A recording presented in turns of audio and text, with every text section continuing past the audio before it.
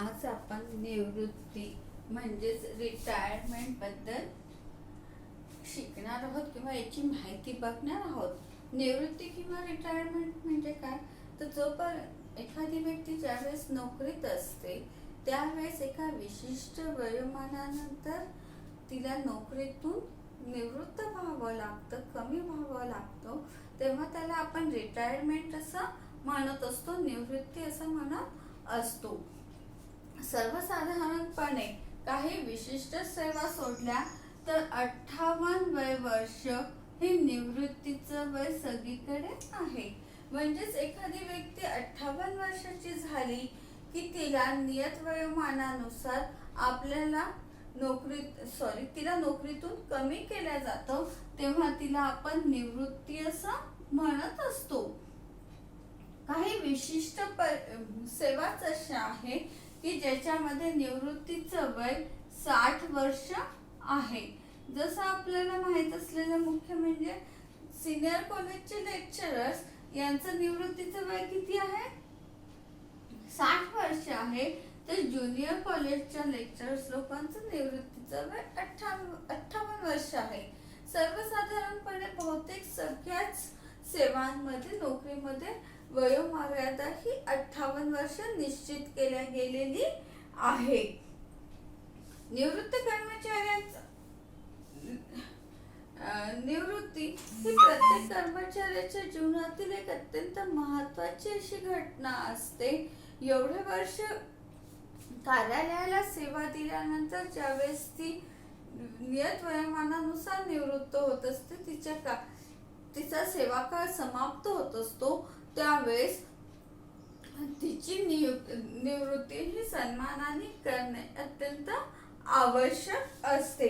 निवृत्तीचे 3 प्रकार आहेत।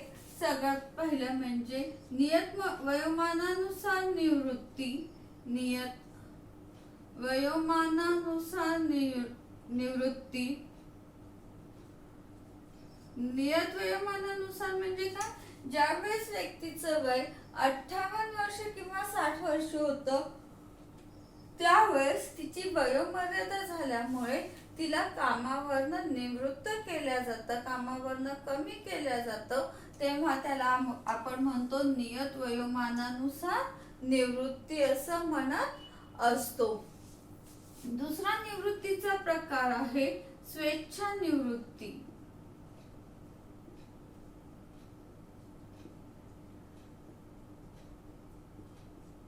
स्वेच्छा निवृत्ती म्हणजे कर्मचाऱ्यांनी जर स्वतःच्या इच्छेनुसार निवृत्ती घेत असेल, स्वतःच्या इच्छेनुसार तो कामावरनं काम सोडत असेल, तेव्हा त्याला आपण स्वेच्छा निवृत्ती असं म्हणतो। सर्वसाधारणपणे 20 वर्षाची सेवा केल्यानंतर कर्मचाऱ्यांनी पूर्ण सेवा केलेली आहे असं गृहीत धरल्या जात असतं आणि त्याला निवृत्तीचे सगळे फायदे मिळत असतात।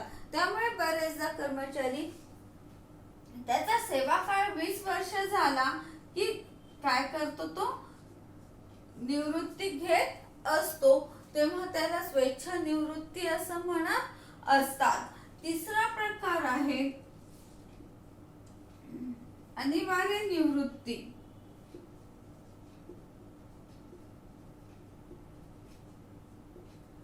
ज्यावेळेस कर्मचारी कार्य करण्यासाठी सक्षम राहत नाही, त्याच्याकडनं कार्य होत नाही, त्यावेळेस त्याला सक्तीची निवृत्ती दिल्या जात असते, त्याला आपण अनिवार्य निवृत्ती असं म्हणतो। एखाद्या कर्मचारी जे कार्य करत असेल किंवा एखाद्या कर्मचाऱ्याची वागणूक हे त्या संस्थेच्या किंवा त्याच्या कामाच्या ठिकाणातल्या हिताला बाधा आणणारी असते, तेव्हा त्या कर्मचाऱ्याला अनिवार्य निवृत्ती दिल्या जात असते। त्याआधी त्याला वारंवार सूचना दिल्या जातात आणि तरीही तो कर्मचारी जर ऐकत नसेल तर त्याला अनिवार्य निवृत्ती दिल्या जात असते। निवृत्ती घेतल्यानंतर कर्मचाऱ्याला विविध प्रकारचा आर्थिक लाभ होत असतात, जसं त्याचा GPF असतो, त्याचा रिटायरमेंट नंतर त्याला पेन्शन भेटते, त्याला त्याचा इन्शुरन्स असतो, त्याची ग्रॅच्युइटी असते. अशा विविध प्रकारचे काय होतात, त्याला आर्थिक लाभ भेटत असतात. आणि हा आर्थिक लाभ त्याच्या पदाच्या योग्यतेनुसार त्याला मिळत असल्यामुळे, किंवा आपण असं म्हणू की हे आर्थिक लाभ त्याला नियमानुसार भेटत असल्यामुळे रिटायरमेंट नंतरचं आयुष्य तो कर्मचारी व्यवस्थितरित्या घालवू शकत असतो. त्यामुळे रिटायरमेंट घेतल्यानंतर कर्मचाऱ्याला आर्थिक प्रश्न निर्माण होत नाही.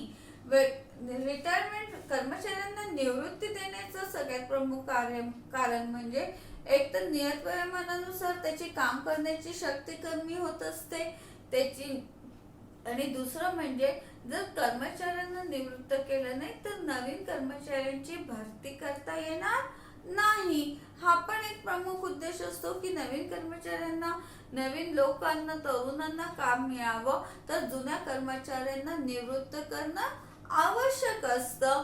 त्याचबरोबर जसजशी नोकरी जास्त होत जाते तसतसा कर्मचाऱ्यांचा पगार हा वाढत असतो. आणि जर तुम्ही नवीन कर्मचाऱ्यांची नियुक्ती केली तर सुरुवातीच्या काळामध्ये त्यांचा पगार हा अल्प असतो, त्यांना कमी पगार द्यावा लागतो. त्यामुळे साहजिकच संस्थेचे पैसा आर्थिक बचत होत असते. ही बचत व्हावी म्हणून देखील कर्मचाऱ्यांना निवृत्ती दिल्या जात असते. आपण बघतो की बँका, इन्शुरन्स कंपनी, आता सध्या टेलिफोन कंपनी यांनी काय केलेलं आहे, स्वेच्छा निवृत्तीची ऑफर दिलेली आहे. म्हणजे ज्यांचं वय 50 पेक्षा जास्त आहे अशा व्यक्तींना त्यांनी निवृत्तीची योजना जाहीर केलेली आहे. ज्या व्यक्ती या निवृत्तीच्या योजनेमध्ये सहभागी होतील त्यांना आर्थिक लाभ सुद्धा दिलेला आहे.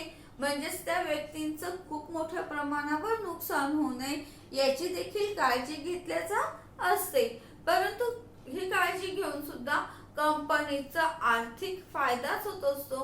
कारण की एकच आपण विचार केला की एखादी व्यक्ती 20 वर्ष 25 वर्ष नोकरी करत असेल तर तिचा पगार जातो 80,000, 90,000, 1,00,000 रुपये असं तिला पगार द्यावा लागतो. परंतु जर नवीन कर्मचाऱ्याची नियुक्ती केली तर तो कर्मचारी 30,000, 35,000 काम करत असतो. म्हणजे त्याचं बेसिक तेवढंच असल्यामुळे त्याला तेवढा पगार द्यावा लागतो. साहजिकच काय होतं की इकडे आपण कर्मचाऱ्याला 1,00,000 रुपये देत असू तर इकडे नवीन कर्मचाऱ्याला तुम्ही सुरुवातीला कमी पगार देता, आणि ही जी तफावत असते मधली ही त्या कंपनीची होणारी बचत असल्यामुळे कंपन्या अशा प्रकारे स्वेच्छा निवृत्तीच्या योजना जाहीर करत असतात. याचा फायदा कर्मचाऱ्यांना जसा होतो तसाच कंपन्यांना देखील होत असल्यामुळे दोन्ही पक्षांसाठी या योजना फायदेशीर ठरणाऱ्या असतात. त्यानंतर आपण आता बघूया निवृत्तीनंतर अनुपस्थिती.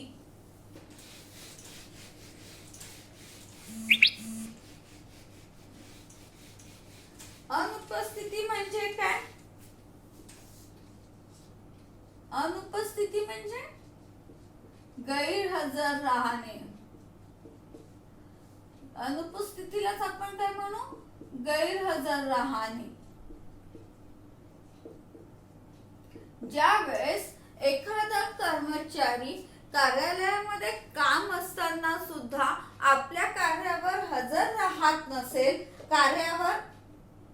कार्यालयामध्ये येत नसेल, तेव्हा त्याला अनुपस्थिती असं समजल्या जात असतं. अनुपस्थिती म्हणजे कर्मचाऱ्याची असलेली गैरहजेरी होय.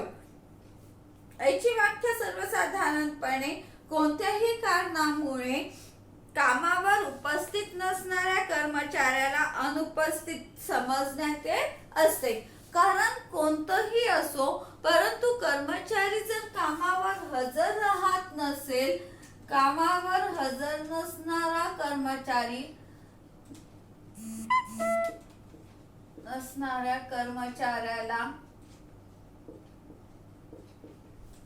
अनुपस्थित समजण्यात येते.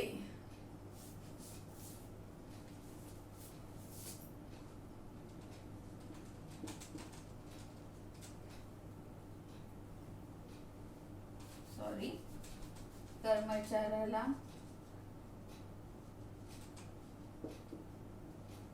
उपस्थित समजण्यात येते.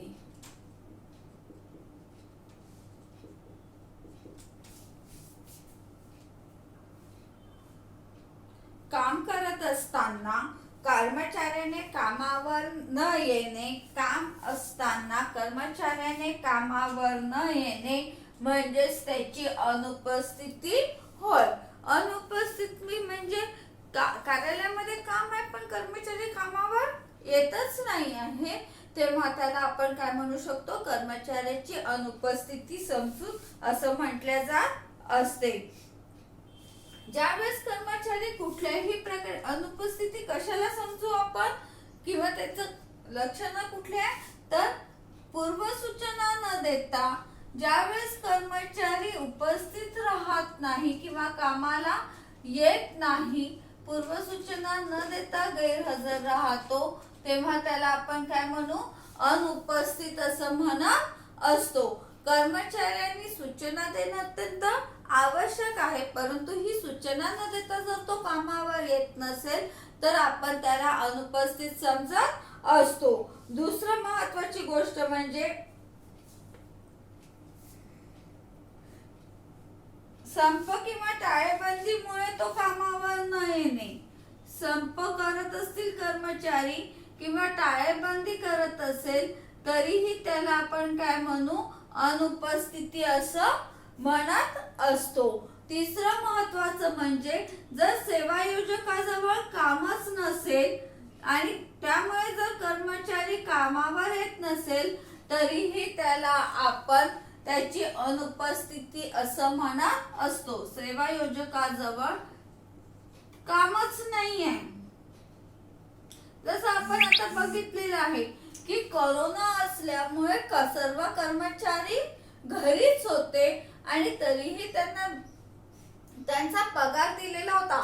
या कोरोना काळामध्ये काय झालेलं होतं, त्यांना काम करण्यासाठी, काम देण्यासाठी सेवायोजकाजवळ कामच नव्हतं. सगळे व्यवसाय बंद पडलेले होते, सगळे ऑफिसेस बंद होते. मग अशा वेळेस तो कर्मचारी तिथे गेलेलाच नाही आहे तर त्याला आपण काय म्हणू, अनुपस्थिती म्हणजे तो कामावर हजर नव्हता. त्यानंतर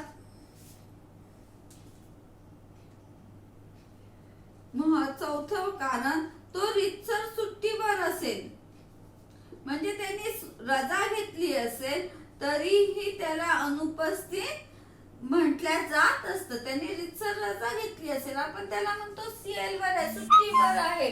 जर असं सुट्टीवर जरी कर्मचारी असेल म्हणजेच तो कामावर हजर नाही आहे तर त्याला आपण काय म्हणतो, कर्मचारी कामावर अनुपस्थित आहे, म्हणजे आज तो कामावर आलेला नाही आहे असं म्हटल्या जात असतं. आता कर्मचारी कामावर येत का नाही याचे काही प्रमुख कारण असतात की कर्मचारी कामावर येत नाही. त्याच्यातलं सगळ्यात महत्वाचं कारण म्हणजे आजारपण. हे एक महत्वाचं कारण आहे की कर्मचारी काम करायसाठी येत नाही. जर कर्मचारी आजारी असेल, त्याची तब्येत चांगली नसेल तर तो कामावर येत नाही. सध्याची स्थितीत जर आपण विचार केला तर वाढलेलं प्रदूषण आणि प्रदूषणामुळे मोठ्या प्रमाणावर रोगराई वाढलेली आहे. कर्मचाऱ्यांचं राहण्याचं ठिकाण स्वच्छ नसणे, त्याला चांगलं वातावरण न भेटणे यामुळे त्याची तब्येत खराब होण्याचं प्रमाण वाढत जातं आणि तब्येत खराब असल्यामुळे तो कामावर उपस्थित राहू शकत नाही. म्हणून आजारपण हे अनुपस्थितीचं म्हणजे कर्मचारी गैरहजर राहण्याचं एक प्रमुख कारण समजल्या जात असतं. दुसरं महत्वाचं कारण म्हणजे रात्रपाळी.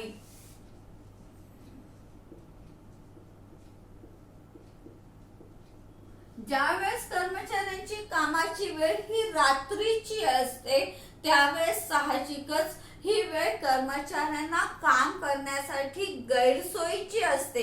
जर आपण नैसर्गिक विचार केला तर रात्रीची वेळ ही विश्रांतीची किंवा झोपण्याची असते, परंतु जर कर्मचाऱ्याला कायमची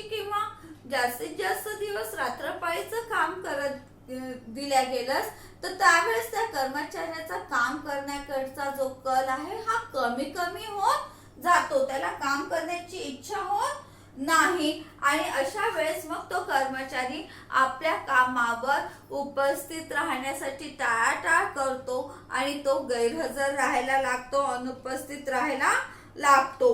तिसरं महत्वाचं कारण म्हणजे शेतीविषयक कार्य.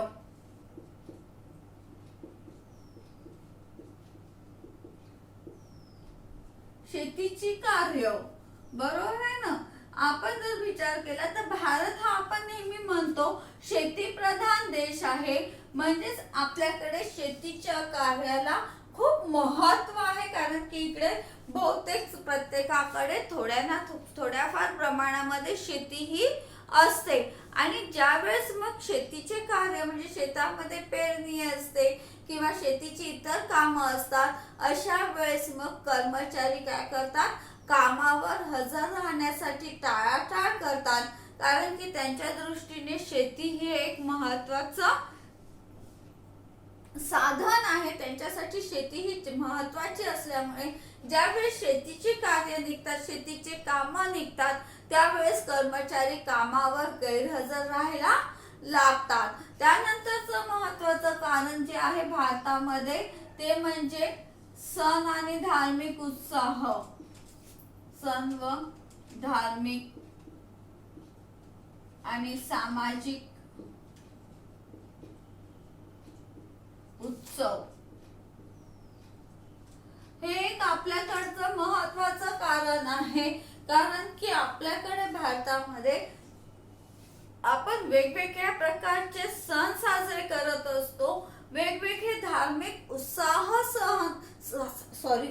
साजरे करत असतो. त्याचबरोबर आपल्याकडे सामाजिक उत्सव देखील मोठ्या प्रमाणावर होत असतात आणि आपल्या भारतीय लोकांचा कल सण आणि उत्सव साजरे करण्याकडे किंवा ते मनवण्याकडे मोठ्या प्रमाणावर असल्यामुळे या कालावधीमध्ये कर्मचारी काय करतात, गैरहजर राहत असतात. जसं आपण म्हणू आपल्याकडे गणपती आहे, नवरात्र आहे, शारदा आहे, दिवाळी आहे, हे सण आपल्याकडे मोठ्या प्रमाणावर साजरे केल्या जात असल्यामुळे या कालावधीत कर्मचाऱ्यांना कार्यावर येण्याची इच्छा होत नाही किंवा ते कामावर येण्याचं टाळत असतात.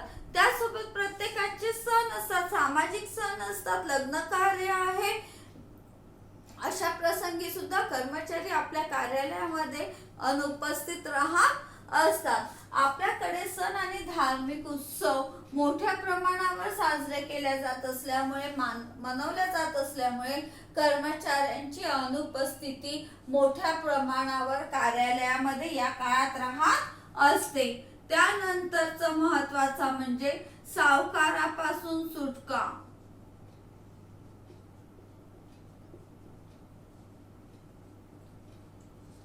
कर्मचारी किंवा कुठलीही व्यक्ती ज्यावेळेस सावकाराकडनं म्हणजेच खाजगीरित्या कोणाजवळ तरी कर्ज घेत असते, त्यावेळेस त्या व्यक्तीकडून कर्ज वसुली करून घेण्यासाठी सावकार त्याच्या कार्यालयापर्यंत येत असतो. अशा सावकारापासून सुटका मिळवण्यासाठी कर्मचारी कार्यालयामध्ये येण्याची टाळाटाळ करतात. जसं मला गरज आहे, मला अचानक 10,000ची गरज पडली आणि ही गरज जर माझी कुठूनच पूर्ण होत नसेल तर मी काय करते, एखाद्या खाजगी सावकाराकडनं 10,000 रुपये उधारीने घेते. आता माझी नड त्यांनी भागवलेली आहे, माझी गरज त्यांनी भागवलेली आहे, परंतु हे 10,000 रुपये त्याला परत करताना माझ्या पगारामध्ये मला नियमितपणे शक्य होत नाही. मग अशा वेळेस तो सावकार काय करतो, तर माझ्या पगाराच्या दिवशी किंवा माझ्या कामाच्या ठिकाणी येऊन तो मला गाठतो आणि माझ्याकडनं कर्ज वसुली करण्याचा प्रयत्न करत असतो. मग अशा वेळेस त्या सावकाराला टाळण्यासाठी कर्मचारी काय करतात, कामावर गैरहजर राहतात, ते कामावर येतच नाही. हे एक महत्वाचं कारण आपल्याकडे आहे. जसं सण साजरे करण्यासाठी येत नाही, तसं सावकारापासून सुटका मिळावी म्हणून सुद्धा येत नाही. त्यानंतर कामाचा व्याप,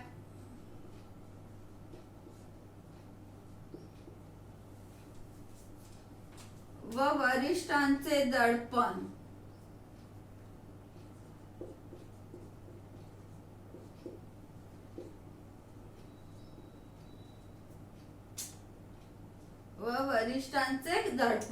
कामाचा व्याप, खूप जास्त काम जर कर्मचाऱ्यांवर टाकलं गेलं तर त्या कामाचं ताण त्यांना सहन होत नाही आणि मग ते कर्मचारी काय करायला लागतात, गैरहजर राहायला लागतात. त्याचप्रमाणे जर आपला वरिष्ठ जो आहे, आपला बॉस जो आहे, तो जर सतत आपल्यावर कामाचं दडपण आणत असेल किंवा कुठल्याही स्वरूपाचा तो आपल्यावर ताण देत असेल तर हा मानसिक ताण सहन न झाल्यामुळे देखील कर्मचारी काय करत असतात, सुट्ट्या घेत असतात. आपण बघतो आहे की सध्याच्या ह्याच्यामध्ये वर्क फ्रॉम होम असलं तरीही काय करतात आहे, 12-12 तास कर्मचाऱ्यांना घरून काम करावं लागत आहे. त्याचसोबत वरिष्ठ त्यांना डेडलाईन पण पाळायचं कंपल्सरी करत आहेत. म्हणजे एवढ्या वेळामध्ये तुमचं हे काम झालंच पाहिजे, असं एक प्रकारचं दडपण सतत कर्मचाऱ्यांवर काय असतं, लादल्या जातं किंवा दिल्या जातं की हे काम एवढ्या वेळात झालंच पाहिजे, या डेडलाईन तुम्ही पाळल्याच पाहिजे. आणि मग अशा वेळेस काय होतं की सततचं दडपण आल्यामुळे, या टेन्शनमुळे कर्मचारी कामावर हजर राहण्यासाठी टाळाटाळ करायला लागतात. कारण की हे दडपण किंवा हे टेन्शन कर्मचारी खूप काळापर्यंत सहन करू शकत नाही. त्यांना त्याच्यामधून सुटका हवी असल्यामुळे ते काय करतात, कामावर गैरहजर राहायला लागतात. नंतरचं महत्वाचं कारण म्हणजे 6वं, व्यसनहीनता.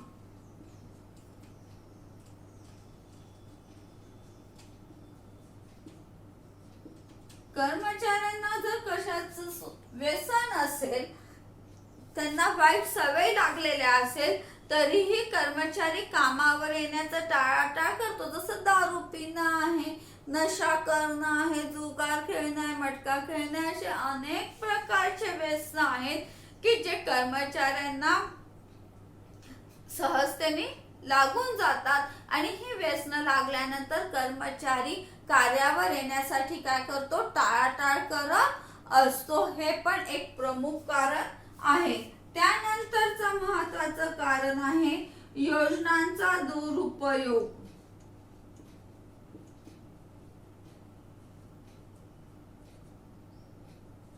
योजनांचा दुरुपयोग म्हणजे काय, कर्मचाऱ्यांना विविध प्रकारच्या सोयी सवलती ऑफिस कडनं किंवा संस्थेकडनं दिल्या जात असतात. त्यांना रजाही भेटते, त्यांना वैद्यकीय रजा मिळत असते. त्यामुळे काय होतं की या रजा मिळत असल्यामुळे कर्मचारी खोटे वैद्यकीय प्रमाणपत्र दाखवूनही बरेच वेळा काय होतात, सुट्टीवर जात असतात. कारण नसतानाही. जसं आपण म्हणू की सर्वसाधारणपणे कर्मचाऱ्यांना वर्षभरामध्ये 12 CL म्हणजे कॅज्युअल लीव्ह असतात. या रजा त्याच्या छोट्या छोट्या वैयक्तिक कामासाठी तो घेऊ शकत असतो आणि त्यानंतर त्याला वर्षाला वैद्यकीय रजा देखील भेटत असतात. मग आणि त्याच्यानंतर त्याला बाकीच्या पण विविध प्रकारच्या रजा मिळत असतात. त्या कंपनीच्या ह्याच्यानुसार त्याला या रजा मिळत असतात. आता या रजा भरपूर असल्यामुळे काय होतं की कर्मचारी या रजेचा किंवा त्याला ज्या योजना दिल्या जातात, त्याला जे फायदे दिले जातात, या फायद्यांचा गैरफायदा घेतो आणि कारण नसतानाही तो रजेवर जात असतो. जसं आता माझ्या वर्षभराच्या 12 जर CL आहे तर मी वर्षभरासाठी या CL घेत नाही, मला लागू पडेल, कामात पडतील म्हणून. परंतु ज्यावेळेस मग मला असं वाटतं की वर्षभरानंतर या CL माझ्या वाया जाणार आहे, तर मी काय करेल, एकाच वेळेस या सुट्ट्या घेऊन टाकते. म्हणजेच केवळ माझ्या रजा वाया जाऊ नये म्हणून मी काय केलेलं आहे, रजा घेऊन टाकलेल्या आहे. म्हणजेच मी गरज नसताना सुट्ट्या घेते. म्हणजे संस्थेने मला जे काही योजना दिलेल्या आहे, या योजनेचा मी गैरफायदा घेत आहे. आणि त्याच्यानंतरचं महत्वाचं कारण म्हणजे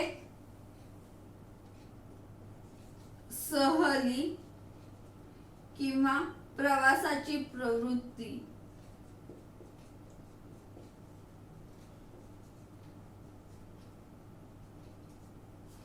कर्मचारी मोठ्या प्रमाणावर वर्षातून एकदा तरी सहलीसाठी पर्यटनासाठी जात असतो. बऱ्याच कर्मचाऱ्यांना सहल फिरण्याची आवड असते. अशा वेळेस कर्मचारी मोठ्या प्रमाणावर सुट्ट्या टाकून किंवा कार्यालयाला अनुपस्थित राहून फिरायला जात असतात. कौटुंबिक सहलीला जातात, मित्रांसोबत सहलीला जातात. आणि या कारणांमुळे काय झालेलं आहे, कर्मचारी कार्यालयामध्ये अनुपस्थित राहतात. अनुपस्थितीची सर्वसाधारणपणे ही कारणं महत्वाची आहे. या कारणांमुळे कर्मचारी कार्यालयामध्ये उपस्थित राहत नाही. आता पुढचा मुद्दा आपण बघू, अनुपस्थिती कमी करण्याची उपाययोजना.